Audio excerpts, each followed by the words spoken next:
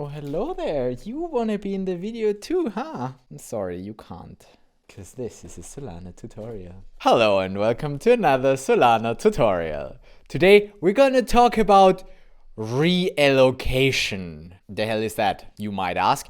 Well, that's the process of changing the data length of an account. Let's step back. Okay, so in a previous video, we had a look at what happens when you close an account, when you remove the Lamperts. And we saw that when an account gets closed, the data gets set to 0. So it's all removed. Now the question is, can we do that in a more controlled manner, where we might not want to remove all of the data, but just a little bit? Or, the more prominent use case, add some data to an account. So first, I'm going to give you the motivation why we might want to do that. Second, we're going to have a look at how it's actually done, like on a high level, how you as a dev can do it. Third, I want to deep dive into what actually happens there, like behind the scenes on a low level, what's actually happening there. And then I want to have a look at the nuances and answer questions like, when does that change? If I realloc in one instruction of one transaction, is that already active in the next instruction? Or will that only take effect after the transaction? Or if it's inside the CPI, but then the level outside? You know, there's questions. I have questions. And the way I figure stuff out is by trying it out and then learning about it. So here's to another video of learning with Solandy. Let's learn Solana development, Solana program development by just doing it. Let's go. I think that's good enough of an intro, right? Do you agree, Mr. Dino? Yeah, I agree. I see, you're more interested in other things. I do the programming, you go play, that's fine. How do we get started? What it is and why we need it. Okay, did you know that this is actually a new-ish feature? For the first 2 years of Solana, you couldn't change the size of an account. Wait, I found that somewhere. Hold on, how to change accounts. Here we go. There we go. But that's just one example. All it says is realloc.realloc can resize an account up to 10 kilobytes. Why 10 kilobytes? We also had a look at that. That's the max resize availability, because that's literally the amount of padding they put in there, such that if I resize, I can use that directly in memory. That's why there's such a limit. Can only increase it in 10 kilobyte increments. Up to also a max of, I think, 10 megabytes? Or is it lower for PDAs? I don't even know. But that's actually not the thing that I wanted to find. Hold on, let's try again. Dev community. Yeah, there we go. That's what I wanted to find. For the longest times, accounts were static in size, and the only way to change the size was to create a new account. I still remember that time. Back in the early days, for instance, Bonfida with the Solana name service, you had to choose the account size up front. And people were like, well, what's that? And I always chose the biggest one and paid the max sol. And then they changed it anyway and stole my sol. But you know, whatever. Because now we can dynamically change the size of an account with Realloc. That's been added on the 15th of May 2022. So pretty much 2 years after Solana Genesis. So for 2 years you couldn't resize, and then you could. And now 2022 feels like forever ago, and that has all like ages ago in Solana terms. Now it feels like that has always been there, but it hasn't actually. It's been a feature. And we see that, you know, this stuff develops, right? It's not static. Solana improves. And this is also interesting. Why is that relevant? Why did they do that? Why would you want to resize your account? Well, first of all, if you have dynamic data, like, I don't know, a list or like an array with, you know, where you want to constantly add stuff, you don't need to allocate the account with the max size that you want to support. You can just allocate with what you currently have. And then when you add more, you realloc to allow for more space. So that's more cost efficient in terms of rent. You pay rent per byte, and that's Lamperts that need to stay on that account that can't be staked. So it's like, it's cost. So that's one obvious example. You can migrate accounts on program upgrade. Things like you change your program logic and suddenly you want to store another field in your account, and maybe you just need another extra byte. Instead of closing all the accounts and creating new ones, you can just reallocate the ones that you currently have. And that allows users to pay their way for space. So If a user wants to store more, they need to pay more, and not every user pays the same, which is the max that you support. You know, something like that, and much more. What could I think of? What would be my use cases? I mean, obviously the first one is the clear one of you don't need to allocate everything up front, but you can just incrementally add data if you need more. And that, by the way, also allowed for the upgradable loader extend. So we can just resize the program data account if we need more program data. Like if our program becomes bigger. In the beginning, we just allocated double as much as we need, but then we still hit those constraints. So the upgradable loader actually added the extend instruction, which basically just does a realloc, I assume. Can we have a look at the code? Extend program with additional bytes. Okay, here they use a set data length, which is under the hood probably what the realloc really does. It sets the data length, just that in Rust, when we work with it, the data length field, we can't write to it. We don't get it mutably. Aha, under the hood of the set data length is actually an account resize. But that's resize, not realloc. Okay, I would say let's just play around with it ourselves. Let's create a program that does some reallocations. Because that's the way we learn. Give me a program. Cargo init. Because it's a lib, I should have said -- lib. Then it doesn't make me a main, but a lib. That makes more sense. Okay, that's why you need the -- lib when you say cargo init. I wanted to try without just to see what's different. That's different. Now we know. Okay, and I copied in the program from one of my previous somethings.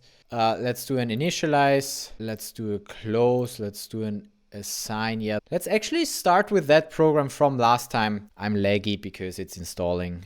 That's a good starting point. If you haven't seen that, we did that here in this experimentation video where we have an initialize where we just write the first byte to 1. We have a close. I'm gonna make the close number 4 though. And the cleaner way to do this would be to have a struct, just to practice that as well. Program instruction. And there we have a, wait, actually it should be an enum.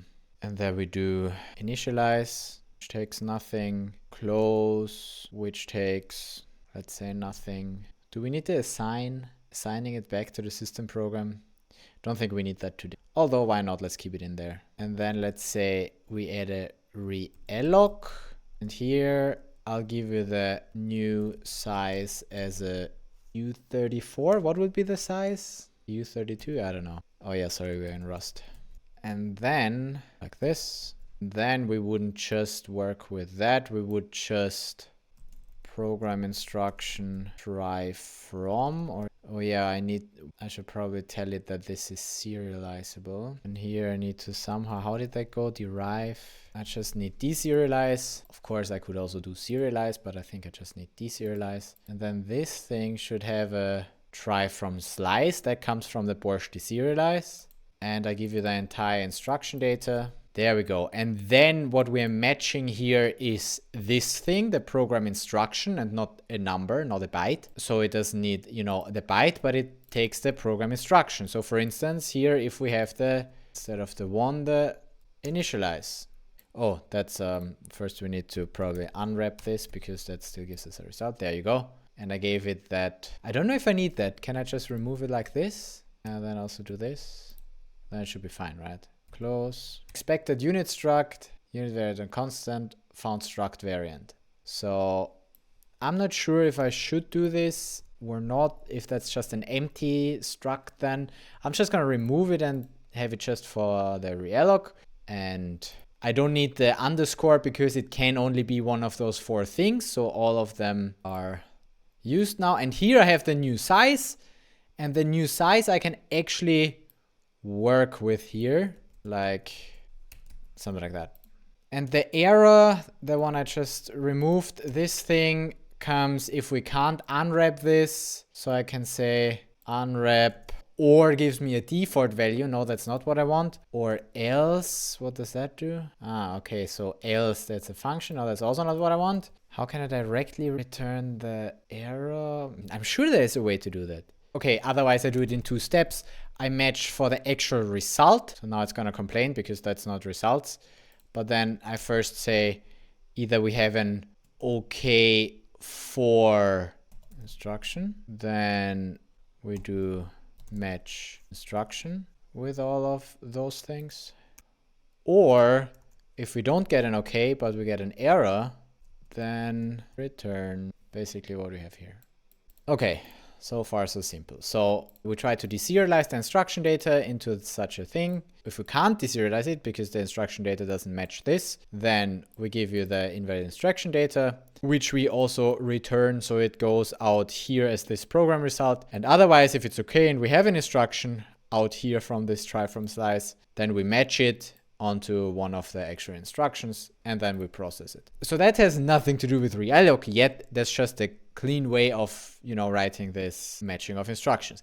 And it's not the most efficient way because we deserialize it in any case. Sometimes you might just really want to just compare the first byte because it's more efficient before you deserialize the entire thing. But we're not building a super CU efficient program here. We're just doing it cleanly. Okay, so let's see if we can get there. Also note initialize is now 0 because we start at 0. We're just going to use it like that because we want to get to the realloc. So let's try to use this. Every time the same thing. Hello. Oh, LOE, it found some. I didn't think that would be that quick. So the allocator and then the reallocation program, reppy. So we have a key, we have the program. We still need to deploy the program. Build. No, you didn't. Here we go. Then copy the key for the program to target deploy key and then Solana program deploy this thing. There we go. Now we have the reppy fetch. That's my program. And if you want to call it program address, we build an instruction to this program address with, for now, no account. And the data, well, let's build an encoder for this. Do it the clean way. Can I get enum encoder, enum coder config with a number encoder so that it can have different size? This is so nice. I like it. So for that, we would actually need the, do we have an enum in TypeScript? Initialize, realloc, assign, close.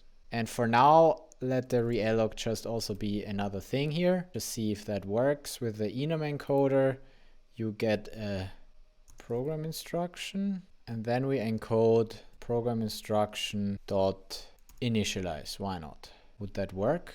Oh yeah, then still from the encoder, we need to get a new. That's a bit much in one line, honestly. Should probably split that out. But yeah, we get the encoder, we encode, whatever. You get the idea. This is of course not gonna work if we don't have the account for it. So let's already put the account, generate key persona, that's the one. Say get create account instruction with the new account being that for 1 byte 0.003 should be enough. So here you go. Pair is my program address, space 1 byte. I allocate 1 byte for you. Oh no, you don't need the address, you need the account. There you go. Okay, but now. So we allocate 1 byte and then we call the initialize. You think that's gonna work? We will see. Let's go. SPF program panicked. Why did we panic? So system program works and then index out of bounds, the length 0, but index is 0, 27 is 7. Because we didn't provide an account. Oh yeah, that's right. But hey, that means we made it through the try from slice and that already worked out of the box with that enum encoder. So that enum encoder already has the correct length for a standard enum as we have it in Rust, which I don't know how many bytes that is. We'll see in a second. Let's first fix this by providing this account as well. So account number 1 here, address is this program account address and the role is writable. Try again. Nice. That worked. There we go. Initialize instruction and we actually wrote the account. Maybe I also print the account. So that's today. Feb 13. I kind of like that. I don't know why. So the 0.01 I put on the account. BX I created it with a system program with 1 byte. Allocated it to my reppy program. And my reppy program, I like it. Had instruction data. Okay, so it's just 1 byte. It just used the 1 byte for the enum. Nice. That's actually how I like it. I thought it was like bigger, but no, it's 1 byte. Cool. That checks out. Okay, so how do I now call the realloc? So let's say after my initialize, I wanted to call the realloc. So same program, same account, but now I encode the realloc. This is now gonna fail on me because the try from slice will fail because I don't provide enough data, invalid instruction data there, as I said it, because, you know, we're failing here because this thing gives me an error because it expects this new size in here. So how can I now also get this new size in there? And yes, I could build a proper encoder that, you know, combines the enum with the thing. Let's build ourselves a struct encoder. And like last time, we're gonna have a discriminator, which now we will use this getEnum encoder, and then a U64 encoder for the number, which will be our size. And how can I make this optional now? Or could you support something like that? TypeScript doesn't support enums like that, I think. Because that's one of the things that confused me in the beginning in Rust when there was something here in the enum, because I'm not used to that from other languages because they don't support it like here. So how do I do this now? I'm just gonna use this one if I have both. So here, and the new size is 2 bytes. Okay, this is how I would work with this now. Let's see if that would work. Yeah, success. And we can already read here, trying to realloc to size 2. That's all it does. It just gives me this message. It's trying to realloc. So we will need a process realloc on this account. And all that does is on the account, there is now a realloc. What else is there? There is the data length. We can get the data length, but there's otherwise nothing that I can call on this type. I can assign it to someone else, but I cannot change the data length. I can change the data, yes, but to actually change the length of the data to realloc, I will need to use this function. And this is really what we're deep diving on today. We have the new length and we have 0 in it. So what does that mean? Oh, wow, I can even see that. Haha, that's nice. Account data can be increased with a single call by up to max permitted data increase bytes. Memory used to grow is already 0 initialized, and re-zeroing wastes compute units. If within the same call, a program reallocs from larger to smaller, back to larger again, the new space could contain stale data. That's why we have this 0 in it. That already answers my question why we might want to use that, because obviously if I add data, it's not like in C, for instance, going to be random data because we need to be deterministic. All the validators need to have the same data. So obviously what we're going to use is zeros. So the 0 in it only makes sense if you made it smaller and then you're making it bigger again. And then when you make it bigger again, you want to ensure that there are zeros there, then you might want to 0 in it. Nice. And that also kind of already answers the question, does this stay active within a transaction? No, actually it does not. It could be still within the same instruction. It doesn't. No. We have to have a look at that later. This method makes assumptions about the layout of the location of the memory reference by account info fields. It should only be called from instances of account info that were created by the runtime and received in the process instruction entry point. Because what I imagine that actually happens is this realloc basically just changes the data length field. So, you know, every account, the runtime, serializes the accounts for the actual instruction. We have a video on that. It's here. And in there is, you know, the accounts, the instruction data, and the program ID, right? And the accounts, each account that comes in a vector, and each account has, you know, the lamp, and the data length, and then the actual data. And after the data, there's zeros for the max length, the max permitted data increase. But before the actual data, there's the data length. And when we modify that field, I think when that changes, the runtime also takes that, how large the data is now. And it persists that. So if we make that field smaller, we removed space from the account. If we make it bigger, we added space to the account. And I think this is under the hood how the realloc works. Let's see. So data.length is the old length. Yeah, so far nothing spectacular here. If we don't change anything, we say okay. And then we do some checks to fail early. Okay. Then we realloc. So our data pointer is our, yes, it does exactly what I said. It takes the unsafe, we're doing unsafe things here.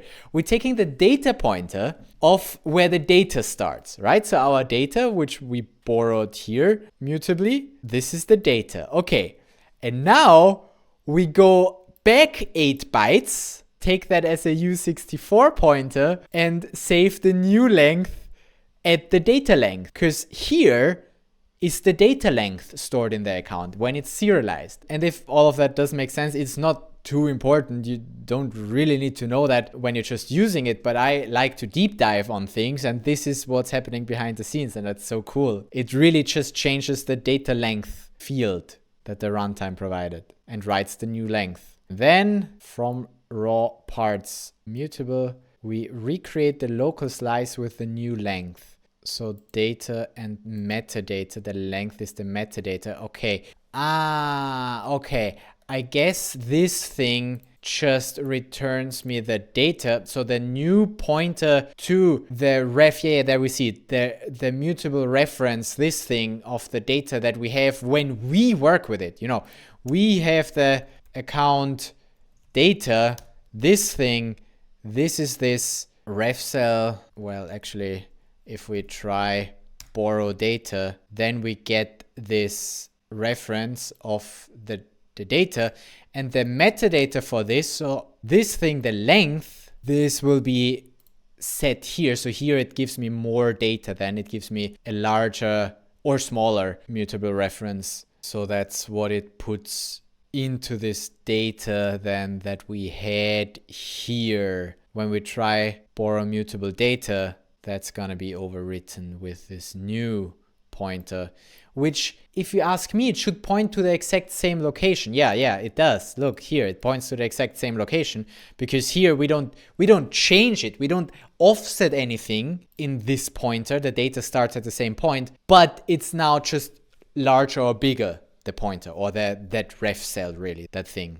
I think that's what that does. And then if there's a 0 in it, then we check if we increase the length, and only if we increased the length, then we copy zeros into that part from the old length, the length increase. Yeah, that makes sense. So that's 0 inits it if we go up. But if it's the first time that we do this, if it's our first time reallocating new length, I can say 0 init is false, because it's still guaranteed that I initialize it as zeros. New length, yeah. Then I need to put that in here as well. Here I called it new size, well, whatever. Because the new length should be a U size.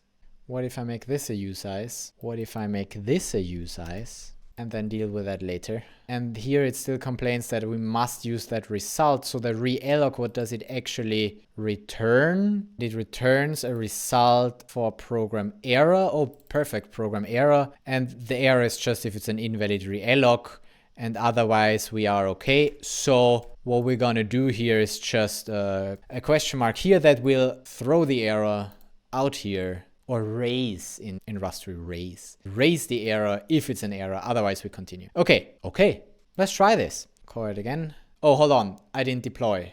I mean, it's trying to, but it's not actually doing it. But that's a good time for me, fuck me Amadeus, sorry, what? To check account, and we'll see this will have 1 byte with a 1 written in byte 1, and that's it.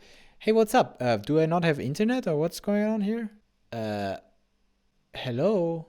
Are you all dead, or is it timed out? Why? Can I have another RPC, please? But now, this works. There we go. Just need to get a different RPC. So this is the owner. We have 1 byte, and the byte is 1. Wonderful. Wonderful. And if we rebuild and redeploy, then this thing should work. Yes, it's trying to resize to 2, and I think this one actually did it now. Let's check that account. Fuck my mother Jesus, yo. There we go. Now we have 2 bytes. The 1 is still the initialized, but then it added another byte. So the realloc worked. Great. And that's how you do it. It's as simple as that. It's just an account.realloc with a new length. That's all you need. And we could end here, or we play around with it some more. What are we gonna do? What are we gonna do? What do you say? We're gonna play around with it some more, of course. Yeah, you're so right. We're gonna play around some more. Whee! Why are you having so much fun here?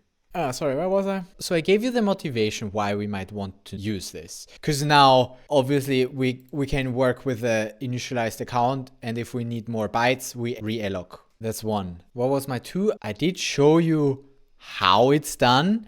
And I also showed you what happens behind the scenes. This stuff, which is so interesting, is so fun for me. It's just changing this pointer.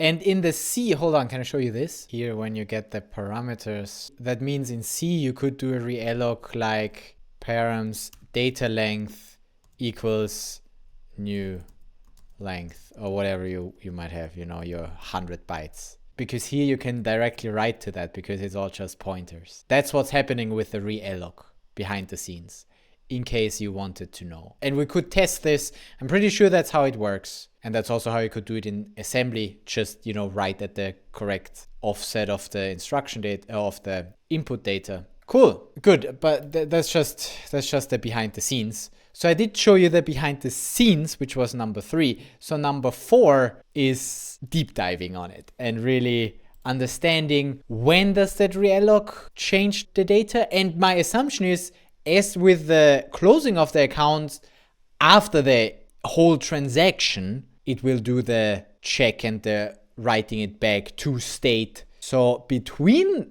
instructions, I can still mess around with it. So let's mess around with it.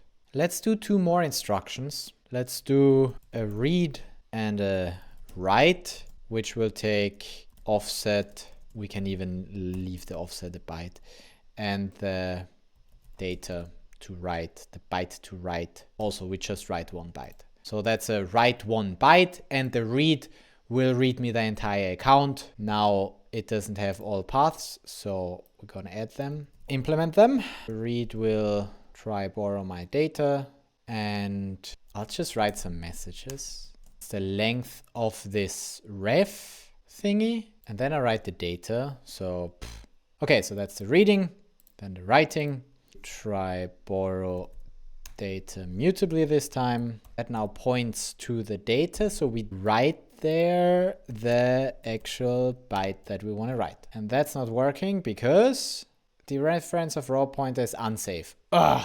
Okay, so of course we don't want to write unsafe code. Okay, so we can't use that with the offset. Okay, how would you do that then? You try borrow the data. Can you just say plus offset? How would you do that? Add offset. Type U8 slice cannot be indexed by a U8. What can it be indexed with? A U size? Well, what if you wear a U size? Type U8 cannot be dereferenced. Okay, wait, I'm dereferencing one too much. Hey, how about this? No. So we tried borrow the data. Maybe let's do it in 2 steps such that it's clearer. So that data is this, the mutable data, and then data at offset is byte. I mean, that's roughly what I was writing there, except this I need to say is mutable, then I can do that. Okay, so I mean, that should be okay, yeah? So we just need to make this a U size. So also here I make it a U size, whatever. Put it in as U size, whatever. Okay, I mean, let's see if that works. Ain't got nothing to lose. Rebuild, redeploy. And then of course we need to change our, hey, what is that? Panicked. Should return a valid TPU client. What? There we go, that's better.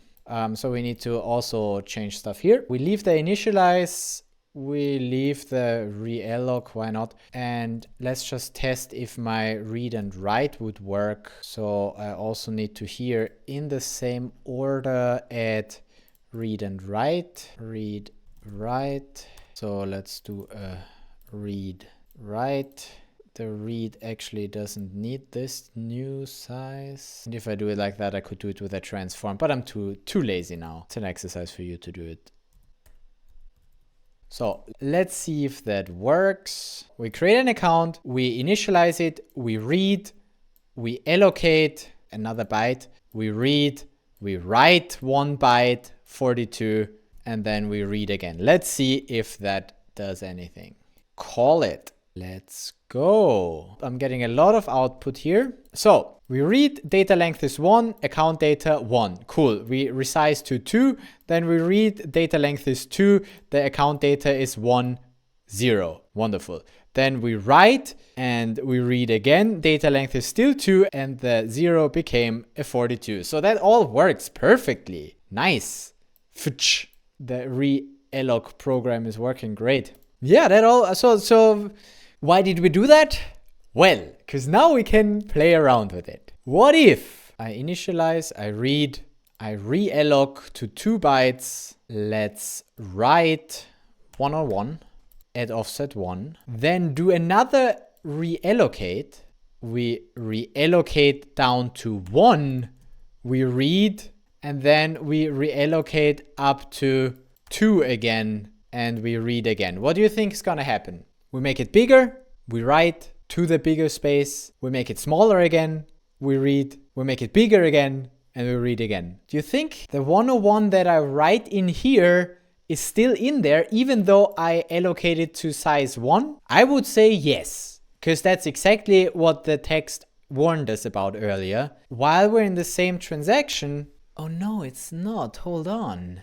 No, so after the initialize, data length is 1 and account data is 1. Okay, so far so good. Then we realloc to size 2. We write, then we have this 101. So length is 2 now. Then we realloc down to 1. Obviously, then it's just 1. So the data length is also changed when we get it in the next instruction. And then when we realloc to size 2 again, not a problem. We realloc to size 2 and the account data is still 1, 0. So the 101 did not make it in here. So that happens after instructions. After an instruction, this is actually cleared. Okay, good to know. Great. So the realloc should actually be persisted right after the instruction boundary, not after the transaction.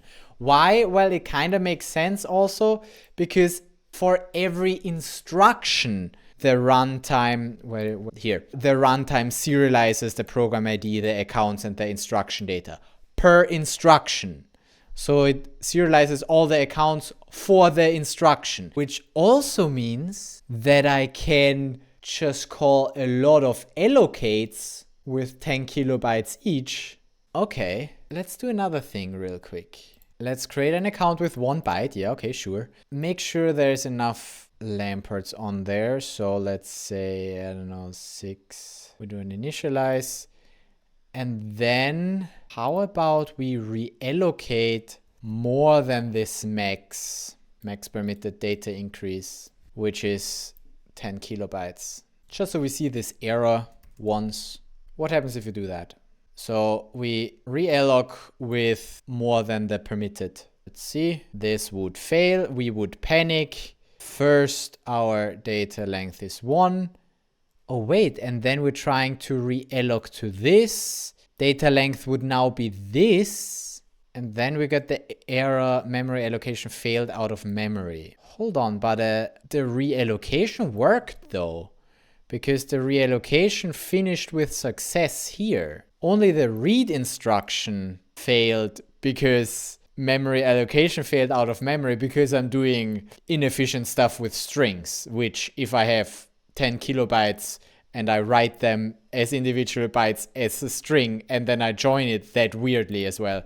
This is far from efficient. Let's do this only if data length is smaller than, I don't know, 20 bytes or something.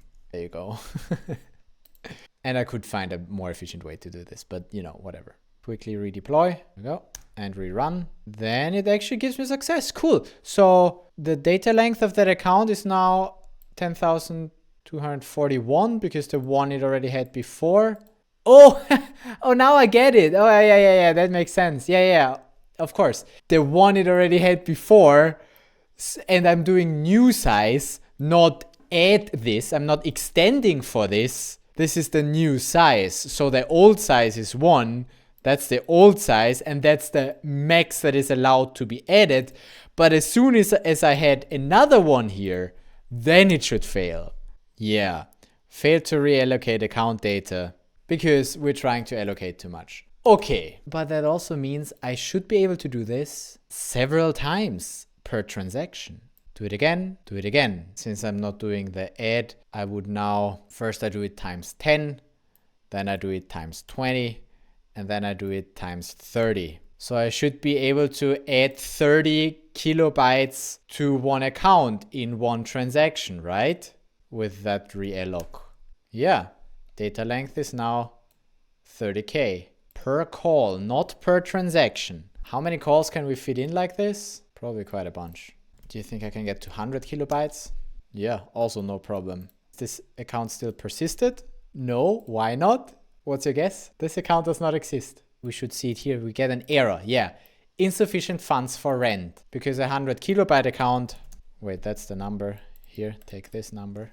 100 kilobytes needs 0.71 sol. So here we would need to say 72 e to the 7 for that to actually work. But then we could, no problem, persist that account. It will have a lot of zeros, but it's an account that lives. Seems to be something with the RPCs right now. But yeah, it exists. Check it here. Come on, what's up, DevNet? Yeah, so that works. 100 kilobytes. Not bad. Can resize our accounts like that. Realloc by just adding more and more and more and more. Could I now, do you still have enough balance? Just enough for another one like this. Could I now though, after I'm done with all of that and adding the 100 kilobytes, just be like, you know what, actually size it down to 2 bytes again. And then, no, actually, I mean, yes, I could probably. Or another question, but can I do this without paying for it up front? I just resize, work with it, and then at the end of the transaction, resize down again. That should give me a transaction error. Yeah, that's fine. Because in the end, we resize it down to 2, and we're still rent exempt for this size. As long as we don't persist it, we don't need to pay rent. Fun, another fun thing I learned. Okay, cool. So I can size it up as much as I want as long as I also realloc down again in the same transaction. And then I don't need so much sol on that account, and the 0.01 is perfectly sufficient for 2 bytes. Okay, so we saw that between those instructions, the data is always persisted, even if we don't have rent for it. And we don't need to serial initialize anything, because if it's getting in the next instruction, then it has that size. So I have 2 more questions. One, for CPIs, how does it work for CPIs? Do I need to be careful there? Can I do a self CPI? Is that even a thing? But before we look at that, I want to answer the question, why would you then ever want this zero initialize? Because we're doing a deep dive on Realloc. Why is this 0 in it here? Why would we ever need this? Well, we don't need it if we do everything in separate instructions, but if we do stuff in the same instruction, then that might be useful. Example, let's process a big instruction. Yeah, that's what I'm calling it. And I'm just going to do some random program logic here. Realloc to, say, 0 bytes, because I can, and then I realloc back to 2 bytes because I can. It's actually not that big of an instruction. It's just 2 reallocs. Anyway, we do it anyway. Let's go from 0 and back to previous size. So we don't know what the previous size is. Let's remember the initial size and then realloc back to the initial size. And we don't do any 0 in it. What do you think is gonna happen? Okay, we create an account with 1 byte, we initialize it, and then we double alloc. What do you think's gonna happen if we double alloc? So I'll alloc down to 0 and then up to whatever again. You think the account is gonna get closed? Do you think the account will have the same data as before? Or do you think it's gonna have the new size but with zeros? I think it's gonna have the same data as before. Yeah, you're a smart little dino. I think so too. So we definitely get success There we go, and we already see it. Account data length is 1 and data is 1, even though we allocate it to 0. So that 1 comes from the initialize, right? The initialize writes the first 1, and then we allocate to 0 and back to the previous size, and previous size was 1. The account initialized was still there. So even though in our program we allocated down to length 0, if we then allocate in the same instruction to a bigger size again, to our initial size, the data is still there. We still realloc, basically just changing the length, but the data from previously, what we just ignored here, we make it smaller so we can just ignore what's afterwards. But then if we realloc here, we get that same data back. So even though we technically realloced, the data is still there. So to be safe, in this case, we would need to say true here, please zero init that. And if that was the case, deploy, then we can call it, and in the end, we will be initialized with 0. Here you go. Then the data length is 1, but the account data is 0 because we initialize it back and 0 init it just to be safe. But you don't want to unnecessarily 0 init because that would just waste compute. Only if in the same instruction it might have realloced to a smaller size before. Then you want to have the realloc 0 init true, or you ensure that the amount that you realloc is being written to with new data. Then you also don't need to 0 init. If I would now, write something else for that amount of bytes, then I don't need to 0 init, of course, just so you know when you might want that. Okay, cool. But there's still, we got to go back, do a double alloc. Does it also check original data length? I'm just curious if I resize twice in the same instruction. Can I get over 10 megabytes? And will that just mess with everything? What if in my double alloc, let's not do that. Let's say we realloc for 5 kilobytes. And then we realloc again. No, we're always giving the new size. We're always having the original length. How does it get the original length here? I don't get it. Key, original data length pointer is 4 bytes immediately preceding the serialized account key.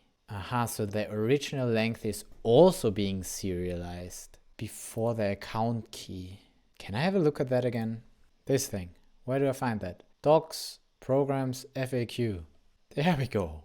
Nice. That's what I'm looking for. So how is that account being serialized? If it's not a duplicate, signer, writable, padding, there. 32 bytes of the account public key. Interesting. Very, very interesting. Here it says 4 bytes of padding. 8 bytes unsigned number of bytes of the account. And then here the actual bytes with that padding of the 10K as well. But those 4 bytes of padding are probably not actually bytes of padding, if you can trust this thing. Because here it says that the original data length was serialized as a U32 integer, so that's 4 bytes, immediately preceding the serialized account key. So that's the account key. And those 4 bytes of padding are used to store the original data size. Yeah, because that 8 bytes of actual account data length, that is being overwritten when we realloc. So there's no way for us to know, well, what was the previous one, unless we would somehow store that somewhere. But turns out, pretty sure, that they changed this padding to writing the actual account size there. And 4 bytes should be enough for account size, because with 4 bytes you can encode large enough numbers, I guess, for 10 megabytes. 2 to the power of 32 is how much? Roughly 4 gigs you could encode with that. And the max account size is 10 megabytes anyways. 4 bytes of length is definitely enough, meaning we can put that in that 4 bytes of padding. Hold on, is that... Wait, do we write it there? Or does the runtime write it there? Because this method assumes that the original data length was written here. Did we or No, we don't do it. I guess the runtime does that, no? Because otherwise I would assume that we would do it at the realloc, but even then it should already be there. So no, I am assuming that the runtime would do that. That's cool. I learned another thing that you don't find in docs, but just by reading source code. Funny. But yeah, like that we can then actually know the original data length that it was before. And like that, we can make it fail early here. And that is why I can't do stuff like reallocating 5 kilobytes and then 11 kilobytes, because this will then fail because it gets me the original data size. Can we try to manually read original data size? Yeah, it's even available to me. But that's unsafe. That's fine. I can do unsafe things. Just for me. First rebuild and redeploy. And then do that weird double alloc again.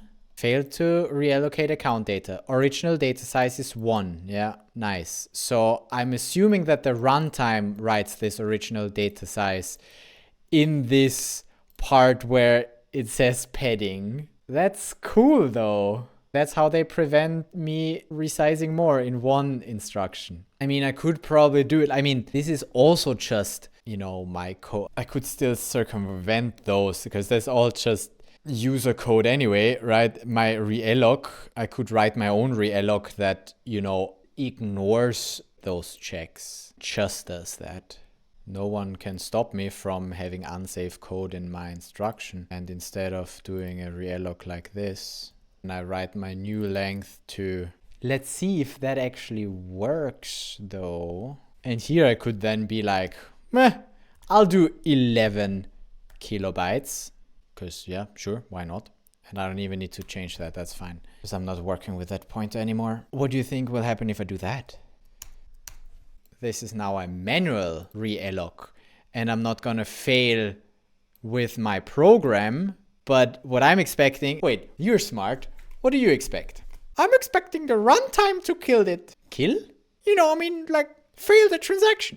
Oh yeah, that's what's gonna happen. I think so too. I think the runtime is gonna kill us. I mean, fail the transaction. No, still the same thing. Let's make it work first. Let's realloc to 10 kilobytes. That works. Data length is 10 kilobytes. Cool. But yeah, okay. So, I mean, it is probably still the runtime that kills us. Hold on. Try again with 11. If we write 11 there, what kind of an error is that? Failed to reallocate account data. It's so weird that it still gives me this error because it's an instruction error. But I guess that check is done after the instruction. Well, yeah, obviously it must be an instruction error, not a transaction error, because it's checked after every instruction. Because after every instruction, the account is being serialized again, such that it can be deserialized for the next instruction. Between instructions, it already needs to store the data, which is also the reason why we can have several instructions reallocating more and more, because it needs to do that within the instruction. That's why the instruction is failing and not the transaction. Yeah. For some reason, I have that association that the runtime killing us is always a transaction error, but no, this is the runtime killing us with an instruction error. But it's not coming from here. It's not that we call it ourselves, we as the program throw that, no. We just throw it early here if we recognize that we're gonna be killed by the runtime. So we might as well fail here, right? Such that the runtime doesn't need to do that. I mean, the runtime will still do the check. So basically, I mean, it's wasting compute units in a way. But on the other hand, it's just one check and it's a good check to have just in case the runtime actually doesn't perform the check properly. But I mean, who do you trust? Anyway, so we see that we just cannot manually allocate more because runtime will be like, you can't do that. I have no proof that it's the runtime, but I'm fairly certain that it's the runtime killing me here. Although, hold on. What if... Save that for a second. I'll be done soon, I promise. What if I were to do something else unsafe? What if I write to the original length 5 kilobytes? Can I not do that? Which is behind the const pointer. There you go. no const, mute pointer. What if I write the original size and then I say original size is now this, and then I say now please realloc me 11 kilobytes, and then I can say ha ha ha ha, it worked so far, but we will probably still be killed by the runtime. Do you think we will get there? I think now we will get there. I think this way, by spoofing the original data size, we can circumvent the where is it? This check, and then do the realloc. But we're still gonna die because the runtime will again kill us. Let's try. We're just not dying early. There we go. Let's do it. There you go. It's first one, then we write 5 kilobytes, and ha ha ha ha. The realloc worked until here. But then we still fail with the fail to reallocate account date. And that's the same as we saw before when we manually reallocate it. And if we, wouldn't do this part here where we change the size, then we would already die here and not see this ha ha ha ha, right? If I deploy it in this version without modifying the original size first. Kids, don't do this. This is unsafe. Don't do it. It's just for learning purposes that I do this here. And if we were to do it here, then we wouldn't see any ha ha ha ha. We fail right after the size is 1 because this realloc already makes us fail early here. Yeah, although, I see. But this makes sense because this way we can try and realloc and catch it if it wouldn't work. Because if it wouldn't work, it's as if the realloc would have never been called. I don't need to throw this. I can be like, okay, and if it doesn't work, then it just didn't work. And I can continue, right? It still wants me to use this. So I can be like, something like success, and be like, if success is error, be like, realloc didn't work. Something like that, right? And then do whatever logic, blah, blah, blah, and so on. Okay, but not even gonna... I think it's enough. I think this is enough. I hope you got a good intro to this realloc. It's a simple thing. It's just changing the size of the account. Oh, by the way, you must own the account. The program must own the account in order to be able to realloc it. Maybe I can also showcase this. On an account that has space 1, but the program address is the system program, then we can also not initialize it, so forget that. We can theoretically read though, right? There's nothing against reading an account that is not owned by us. We can read, but then the realloc, this will fail. And whatever rest I do will also fail. Let's just not do it. So if we try realloc an account that is not owned by my program, it will of course fail. It can read, see, data length is 1, account data is 0. We didn't initialize it because we can't write to it. But then when we try to realloc it to this size, program other than account's owner changed size of the account data. So that's essentially, we're trying to realloc an account that we don't own. We can't do that. That's also important to know. Pointing it out there just for you. Good. What else do you need to know about realloc? I guess that's it. If you own the program, make sure that you still have enough rent on the account. If you make it bigger, you might need more rent. Make sure there are enough lamberts on it. But yeah, I think that's good for a deep dive into realloc. What do you say? Into my eye, you mother... Why did you bite into my eye? Ow. I thought we were friends. You made me do this. You scripted this video. Aha, ha, ha. I didn't script that. That was improvised by you. Oh, man. Oh, okay. All right. Was a good video, wasn't it? Yeah, it was a great video. We learned a lot. Yes, we did. We now know how the realloc works. It's so... okay. Sit over there then. Such a helpful thing. You don't need to know the account size up front anymore. How much that improves the developer experience. Imagine not having that. Yeah, imagine being in 2021 and not being able to resize your accounts. I'm glad that they added this feature. And now we finally did a deep dive on it and really see what's happening behind the scenes, how that works. It's actually super simple and we understand when the data changes. That's why also, even if we realloc in the same instruction, we can still read the data that would have been, deleted, but not in the same transaction. It must be in the same instruction. And I'm still not sure about CPIs, I didn't look into that, but we gotta stop at some point, and that point is here. And it's not so important for me that we actually figure that out as well, because in the CPI, it's also just being called, so the runtime will serialize that once again, so I guess no, but really, I don't know. What if we resize in a CPI, then outside in the instruction where we called the CPI, we resize again? But those are edge cases. Wait, can I even do that? Can I even call my own program? Can I CPI into my own program? Maybe that's not even allowed. I think that's not even allowed. I think I read or heard that somewhere, but not sure. And we're not gonna try today, but we might in a future video.